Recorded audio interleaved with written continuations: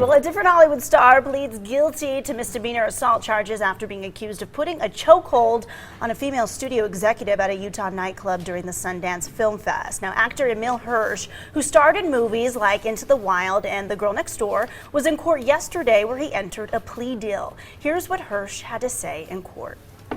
There's absolutely no excuse for what happened. I had drank an enormous amount of alcohol, and I can't really recall exactly what happened or even why it happened, but I know that it was completely wrong and reckless and irresponsible and just plain wrong. Well, a witness to the incident that took place in January told police that the actor put the woman in a chokehold from behind, dragged her across a table, and body slammed her to the floor. Now, yesterday, Hirsch accepted a plea deal that includes 15 days in jail, a fine worth almost $5,000, and 50 hours of community service. What punishment fits his crime? That many days enough in jail? What do you think? Come on, Steve. I don't have anything to say. Nothing? That's not I like think you. I grew up with 3 older sisters, and I just don't. I feel like no man should put his hands on any woman or any other person in general. Nobody should put hands on anybody. Right. But it should be longer. Longer And in jail, more community service. More maybe? community service. I don't think he gets it. I mean, choking someone and slamming them on the ground, and clearly you're already inebriated. Right. No excuse. Right. I mean, You're at a bar. We've all.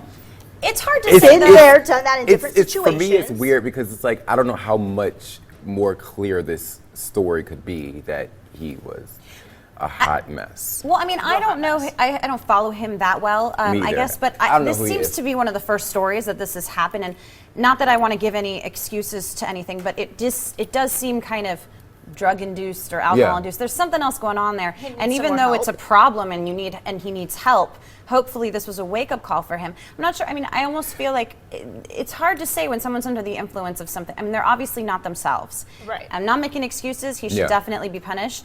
But the severity of the punishment, I do think, hopefully. Well, the executive who was put in the chokehold, slammed on the floor, said, my life was in his hands, basically. I could have died that night if no one was there. And her big argument is, what happens, and this is when everyone's watching, a whole community in Utah sitting there and watching, and this is what kind of punishment he gets. What happens to those women who are being beat behind closed doors? I want to go something off you said in regards to the punishment. I do feel like it needs to be a little bit more extended because, you know, a lot of celebrities, a lot of stars kind of get away with a lot of things. That's true. And even though I may not know who he is, I could be wrong. I've probably seen this movie before, but I'm kind of also in the shadow in general, just because I'm weird like that.